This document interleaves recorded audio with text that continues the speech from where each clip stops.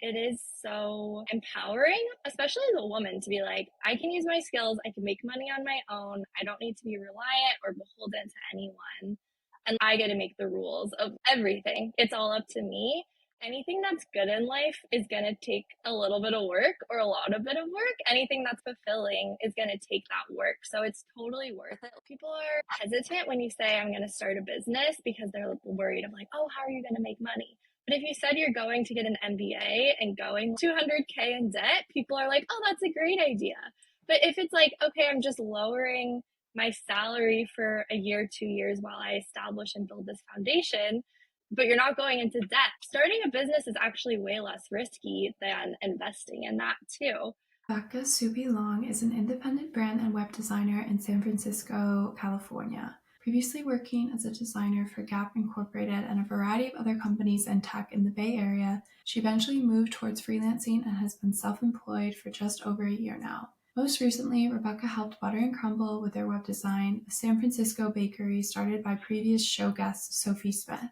Offering services including brand identity design, web design, art direction, merchandise design, and brand strategy, Rebecca juggles a variety of roles while working directly with creative entrepreneurs. Due to her initial investment of time and development in building clientele and a sustainable business model, she now has freedom over her work schedule and is able to sustain herself living in San Francisco. In this interview, I get to ask Rebecca about her experiences of working in tech versus being self-employed, the highs and lows she has experienced in her journey to self-employment, as well as her dreams and goals for the future. This episode is great for those considering taking the leap into self-employment or freelancing themselves, perhaps having spent some time in a corporate role and wondering if they'd be able to utilize and pitch their particular skill set to potential clients on their own. In the interview, Rebecca mentions a couple of resources that she's found helpful in building her business, and I've linked those below. So to start, could you please give myself and listeners a brief background in your words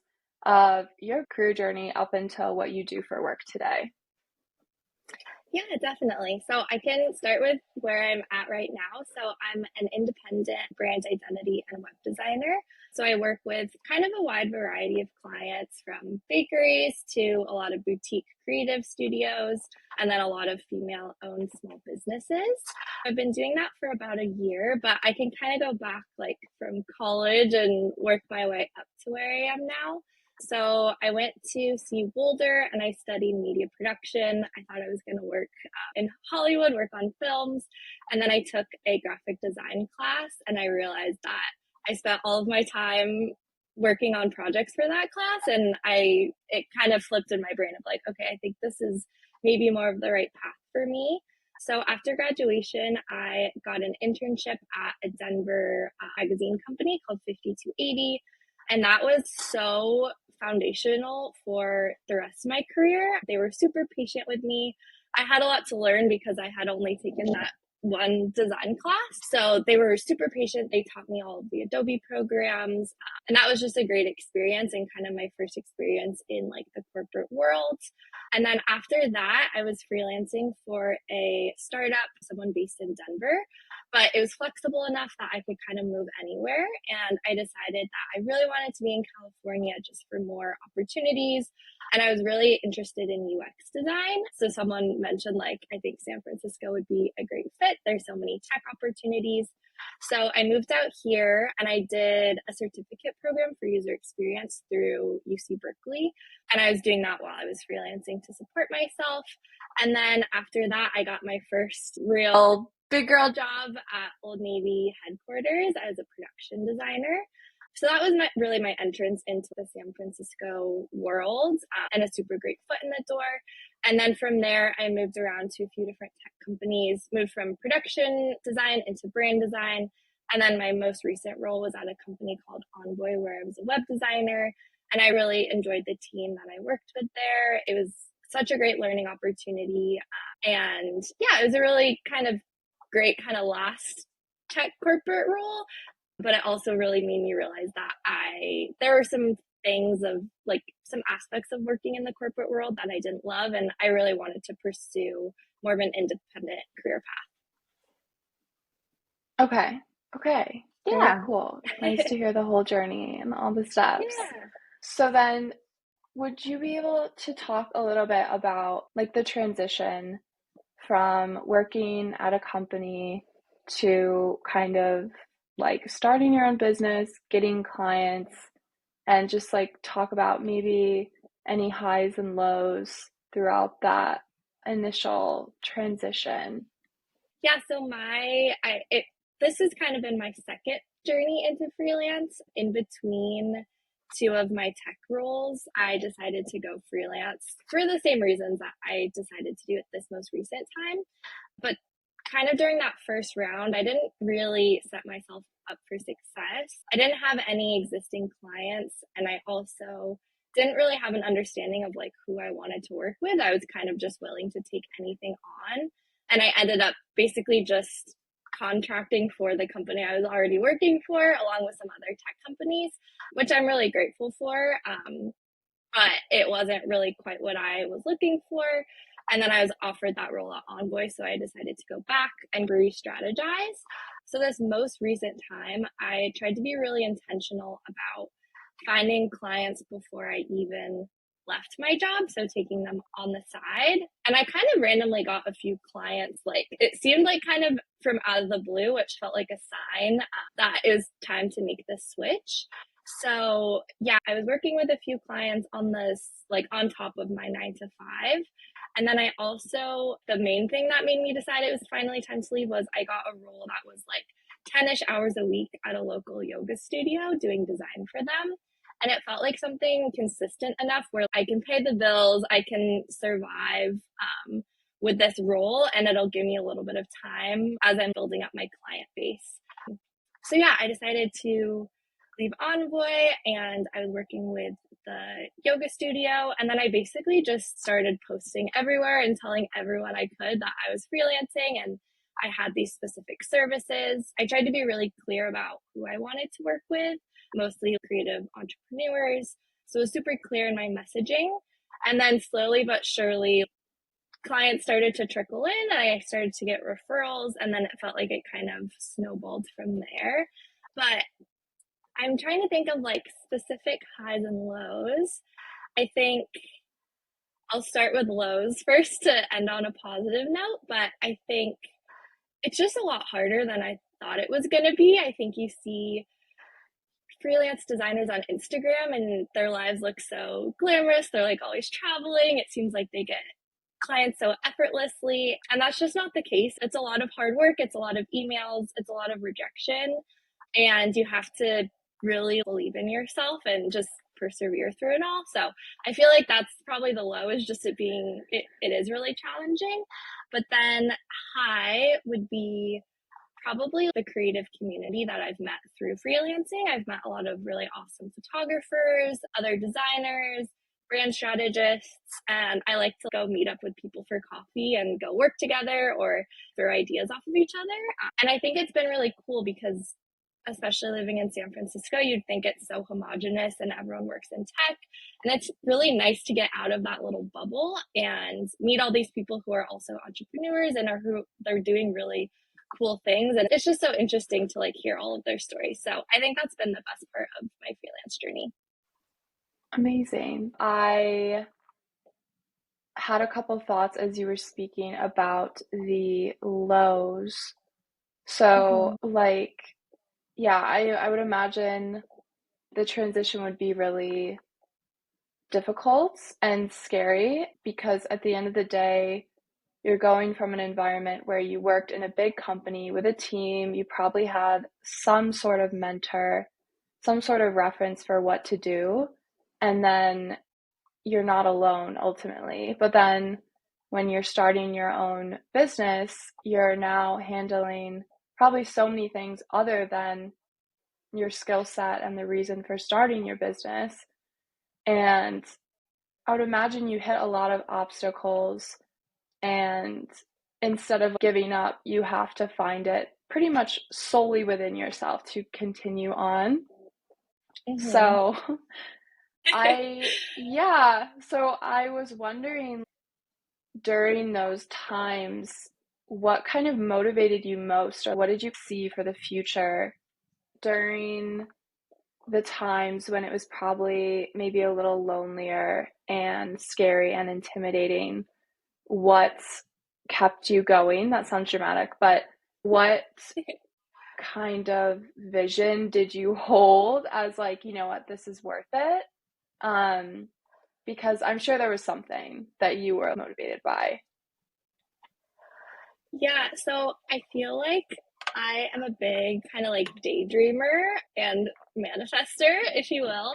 So I feel like I had this idea in my head of what my dream life looks like. And it was working in a really beautiful apartment, working with clients that I really loved working with and was passionate about their businesses as well, traveling a lot and getting to spend a lot of time with my friends and family. That's the most important thing to me. And I think it's so much more important than work is getting to spend time with the ones that you love.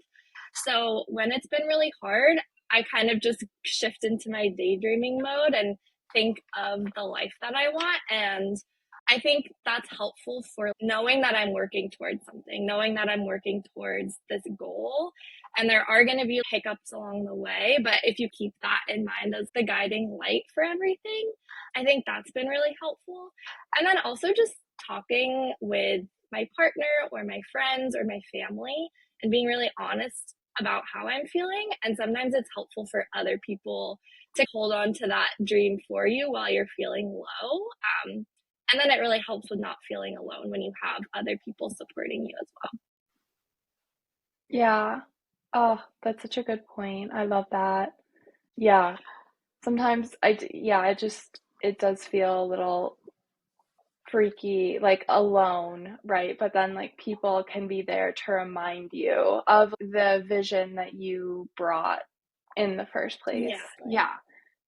And when I think about what you're doing, I mean, I'm eager to know more and we'll get into more, but to me, it sounds so appealing because you have freedom, you have stability, you have a direct way to make money on your own outside of the confines of a corporate job that takes up the majority of your energy and time.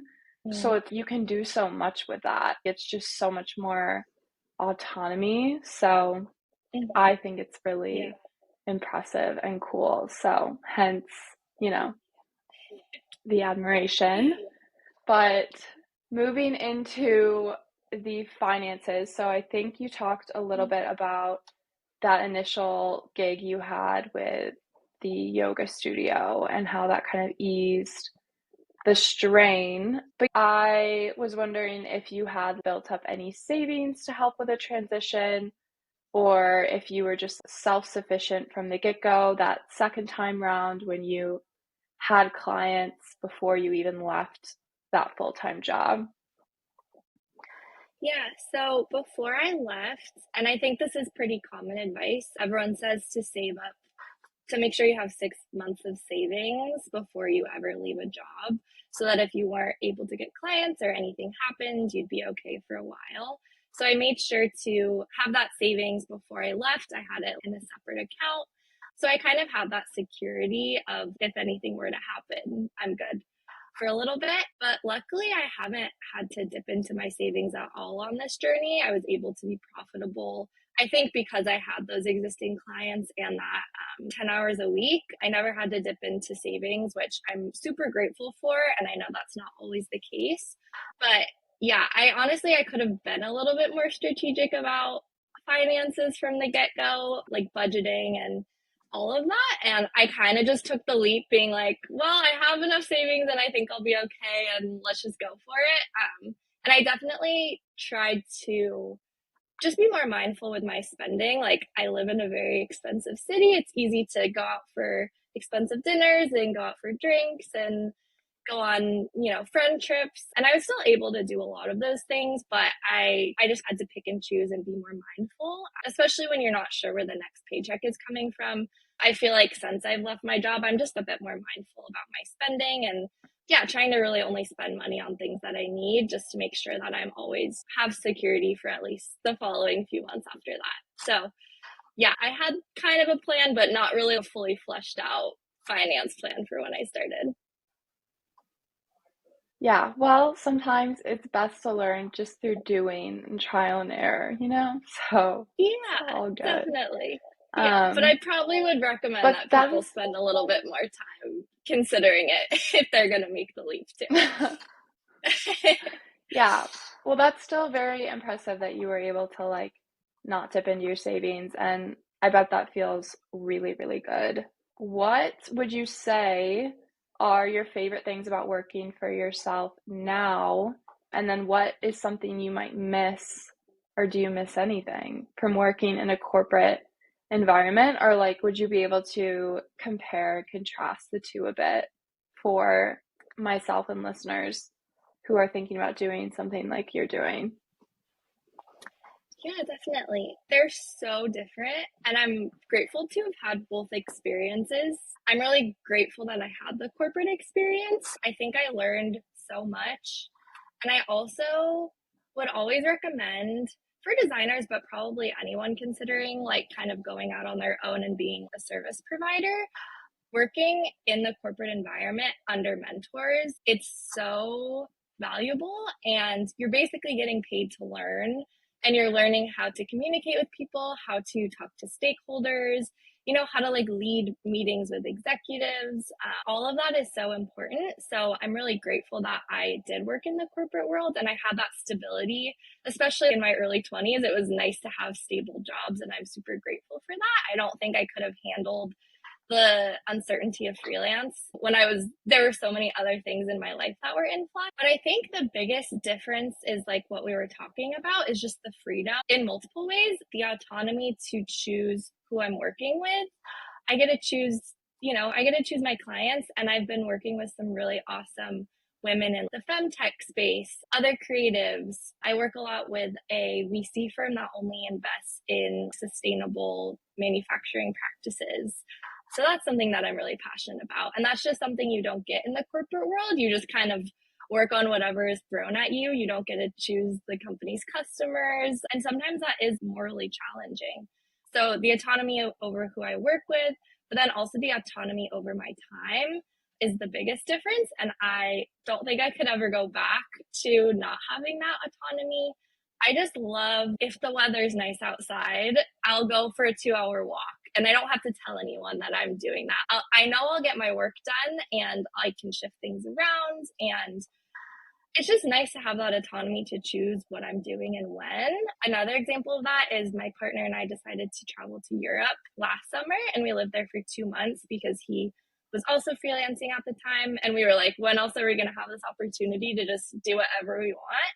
So we were still working when we were there, and we were kind of like working random hours, but we would take every Friday off and we'd take the train to somewhere new in Europe. And we went to the Alps, we were in Norway, we went to Amsterdam, Paris. It was so fun, and I wouldn't have had that opportunity if I had stayed in my corporate job because they had the in-office policy. And of course, there's certain hours that you have to be working within. So yeah, I really love that aspect of freelancing. I think on the flip side, there's a few challenging things that you're kind of sacrificing for that autonomy. Of course, the biggest one is the benefits of working at a tech or just any 9 to 5 role. The benefits and the consistent paycheck. I didn't really realize how easy I had it. I had a nice office. They gave us lunch. I had great health care. I had a consistent paycheck, 401k, all those things. And you just don't have to think about them. They're just provided to you. And when you're self employed, I have to figure out how I'm going to contribute to my retirement savings. I have to figure out my quarterly taxes. I have to figure out healthcare. I have to like they used to pay for us to get gym memberships. Of course, I don't get that perk anymore. And it's so worth it for the autonomy, but it just adds a lot of extra time of more admin kind of work. And then the other thing is, of course, as an independent worker, you are always selling yourself to potential clients, and you never really have to do that. I mean, maybe if you worked at an agency, you'd have to do that, but you're not really doing that in the corporate world. Like projects kind of just are given to you, they're handed to you, and I've like some projects you really have to fight for as a freelancer. You have to put together a proposal, you have to hop on multiple calls, you have to arrange for a contract. And that part I sometimes find really stressful. It's kind of scary to put yourself out there in that way. And yeah, it can be a big challenge, but it's also been really like confidence boosting to be like, I can pitch a $15,000 project and I can win it. That's so cool that I'm able to do that. That's not something I ever would have thought I could do. And I feel like it's shifted into other areas of my life where I feel more confident because I'm on these calls with people at VC firms or business owners. Yeah, but it is very different from a corporate job where you just come in, someone tells you do these things, and you're like, okay, and then you leave. It's the hats that I'm wearing, it's much more expansive. Thank you for all the insights. Yeah, very interesting. The last thought that I have on my mind is what you said about you might have to do the extra work to even get the project in the first place, and you're managing all the ins and outs of a deal of working with a client. And that's a lot, but it brought you confidence. I think that the pain of like wondering, this is going to sound dramatic, but I feel like I've been here. The pain of being in a corporate job and wondering if you have what it takes to have that autonomy, to freelance, but like not fully knowing because you haven't done it, and you're not like, therefore you're not confident enough because you haven't done it. It only comes when you have done it and gone through all Mm-hmm. the trial and error of doing it. Like that sucks. Mm-hmm. And you don't truly know until you like go through it. And having that confidence is a really good feeling. And I feel like it's easy in a corporate role when all those external factors are handled for you to kind of not get lazy. That sounds so intense and critical, but you lose that like I have to stand on my own 2 feet vibe because a lot of the things are taken care of for you.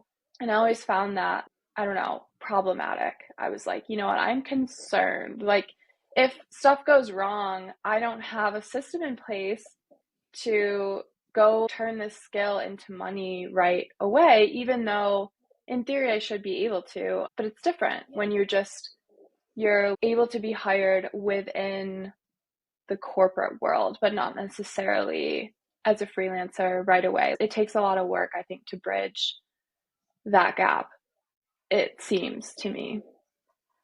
Yeah, yeah, it's interesting. Like, I don't know, like you could be so established in the corporate world and you could have worked for all these great companies, but then you start freelance and people don't care. If you don't have the right processes set up and you don't have a portfolio, you could be like, I worked at Google or whatever, and they'd be like, okay, whatever. You really do have to work on that, and it takes a little bit to get everything in place. But yeah, it is so empowering, especially as a woman, to be like, I can use my skills, I can make money on my own, I don't need to be reliant or beholden to anyone. And like, I get to make the rules of everything. It's all up to me. It's just super empowering. And it's like, I don't know, it's like anything that's good in life is going to take a little bit of work or a lot of bit of work. Anything that's like fulfilling is going to take that work. So it's totally worth it. The payoff is totally worth the pain of getting everything up and running and doing accounting and all of that. Like I feel like it's totally worth it in the end. And to also have, if you're to get laid off or if something happens, to be like, okay, well, I know that I have these skills that I can, use to contract until I find something else. Or like, it just is like a nice kind of security blanket too. Yeah, definitely. Yeah. Well, it's good to hear someone who's on the other side. I'm going to take this with me, hold on to it. Gonna get there. Okay. I know it. Thank you. It's very inspiring to see other people who have done it. But okay, how do you approach your business as in pricing? So this is something I'm super curious about, and I would imagine it was like a series of iterations, but do you, for example, do you map out how much you need to make to cover your living expenses and only work that much? Or do you ever grow the numbers of hours you work? Also, do you find that you make more through this avenue versus when you are working in corporate? And there's a bunch of follow-up questions, so maybe we'll just start with that. Yeah. So as far as kind of strategy, as I mentioned, didn't really have much of a strategy when I decided to leave. My outline for the first year, so I listened to this podcast from, she's a wedding photographer. Her name is Alicia Tova. I think the podcast is called The Freelance Hustle. And there's so many resources in the world that are so like salesy and like, I can help you make $100,000 in a month. There's so much of that advice out there that I didn't want to listen to. But she was so confident and she's just like a cool person and is super successful. So I was like, okay, I really want to listen to her advice. And her advice was the first year, lower your prices a bit from what the competitors are doing. Lower your prices a bit so you're competitive, so you're able to win projects, build your portfolio, build really good connections. And her whole thing is like hustling on client experience. So charging a little bit less and then over delivering, being really like great with communication, maybe adding in a few extra deliverables, just making it a great experience. Because I think the biggest, most important driver of business for me and most freelancers is through referrals. Like if someone comes to you and they've worked with a friend, like it's so much easier to land that project because they already have someone vouching for you. And I like working with them because someone's vouching for them as well. So that's kind of been my strategy financially, is to go slightly a bit below. And then I also do value-based pricing, which basically means I don't have specific rates. I charge custom rates per project. There's a great book on this. I think it's literally just called value-based pricing. But basically, you take into account how much you want to work with someone, if it's a super condensed timeline or not. There's like a bunch of different factors into it, but you can kind of custom quote depending on all of these factors. So, for example, I might charge a tech company who needs something in a super short timeline, something different than a self-finance photographer who's just starting out. I'm able to flex it a little bit, but depending on the client, which I really like. So that's been my strategy for finances for year one. And then I'm hoping to really solidify things and also raise rates at my year mark. Now that I'm more established, I have a bigger portfolio. I have a lot of clients and referrals coming in. So that's the plan there. Sadly, I haven't been able to make more than I was making at my previous role because I had a cushy tech job.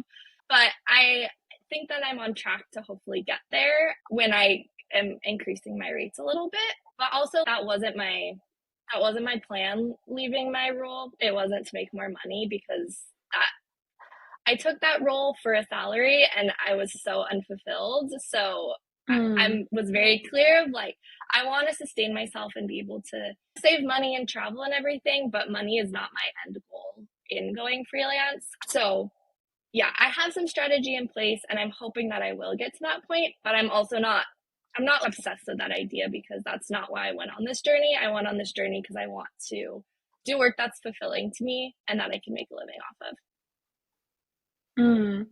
Thank you so much for sharing that. I find it extremely relatable, at least the taking the job for the salary and being unfulfilled. Yeah.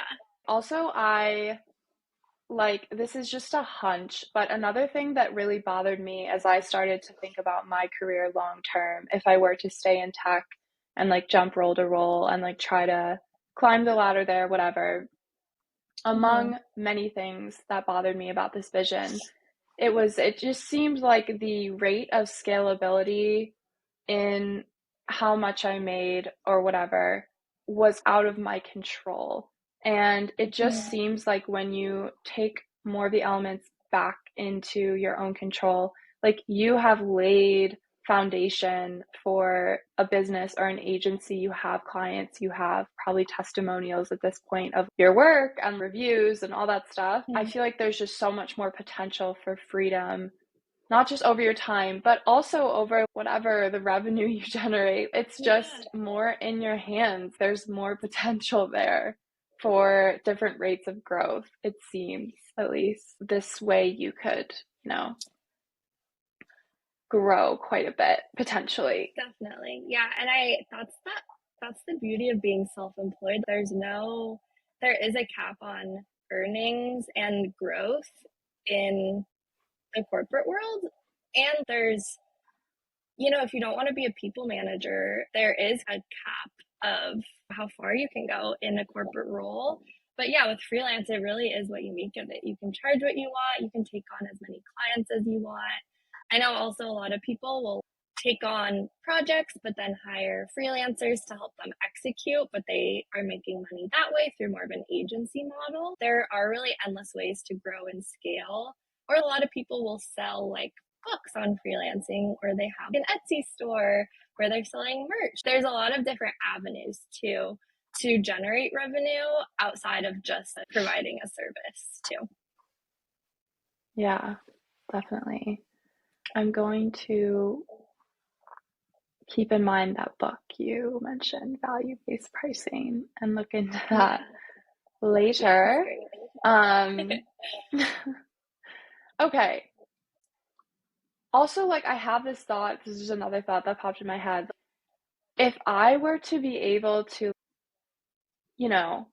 cover base minimum living expenses for a year while building a business, as opposed to whatever, maybe double that in a corporate salary, I feel like that's worth so much more long term, because you've then established the base. And even if you end up wanting to pivot, and maybe it's like, oh, maybe I don't want to freelance in web design, but maybe something else, you have already gone through all the hoops of building clientele, like filing an LLC, handling your own taxes, managing your time, understanding what you need to be happy working solo, like all those things.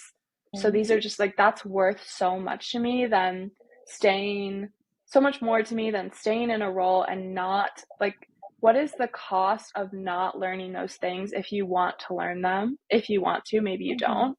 But Yeah. I think about that And too. It haunts me a little like, bit. So yeah. People are hesitant when you say I'm going to start a business, because they're worried of like, oh, how are you going to make money?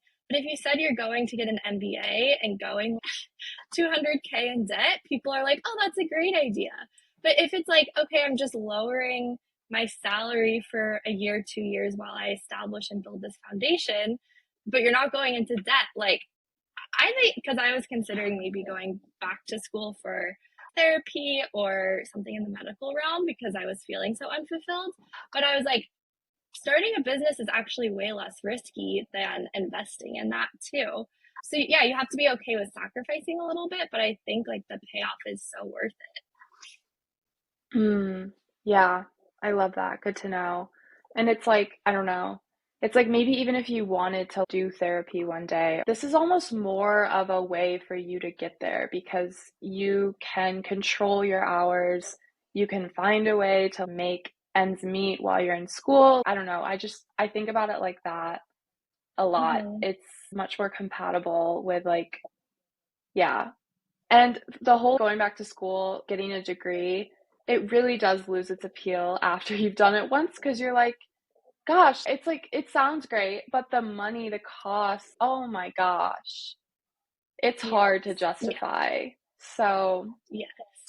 Yeah. And it yeah. doesn't guarantee anything necessarily. Whereas if I mean, not to say that investing and starting a business, there's no guarantees either, but like it's a little bit, yeah, it's just a different approach to things. And you're totally right. Like, I did have that in mind of like, yeah, if I ever wanted to go back to school, I'd have a job where I can scale back to 20 hours a week if I want. Or if I decide like, hey, this other this other like entrepreneurial endeavor, I can still make money while I explore that because I have that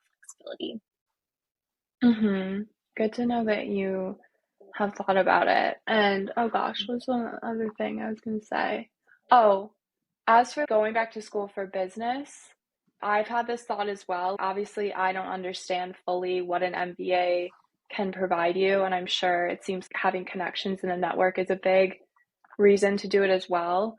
But it almost just seems like if you were to go through the trial and error or the tribulations of trying and failing at entrepreneurship for a 2 year span, That's definitely valuable. It's just, it's really not cute and it's really scary and it's like risky and you don't get to say, hey, I got into this business school. And sometimes I feel like that was really Mhm. hard for me to let go. It's just easier and it's more comfortable to be like, you know what, I'm operating within a realm of stability, the school acceptance, Mhm. the job. But can you get there kind of on your own? It's just not cute and it's hard to explain. So it's like, how much does Totally. that matter though? You know?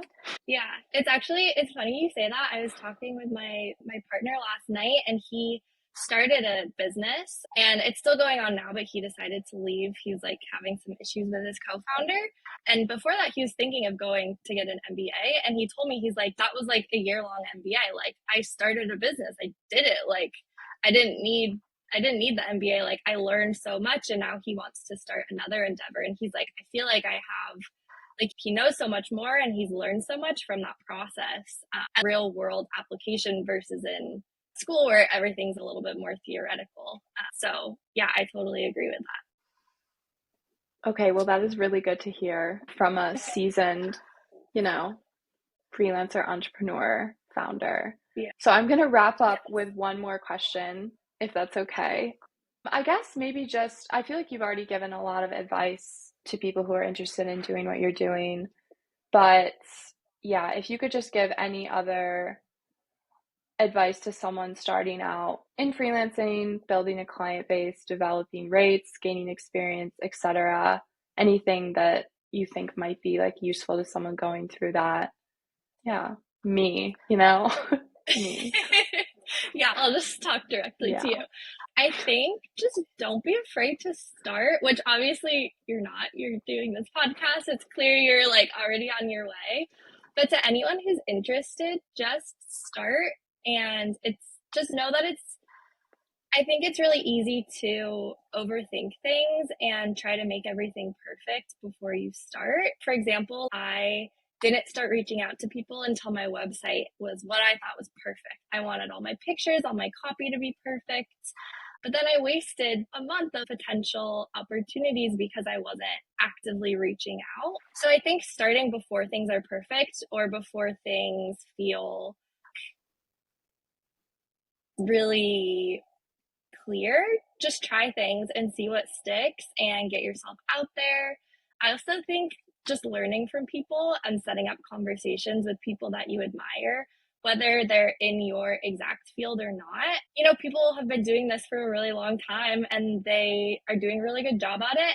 And it's important to learn from people and listen to their expertise and build a community, especially when you're working for yourself. Having that community of supporters, of cheerleaders is super important. And it's great to learn from people, to bounce ideas off of each other, to send, leads each other's way. That's all super important. So, even before you begin, just setting up a quick coffee chat with someone that you admire, I think that's so valuable. And I think those relationships, while they might not all last, a lot of them are really important. So, yeah, just being humble and knowing that there's people out there who are really good and really smart in this realm and just listening to them.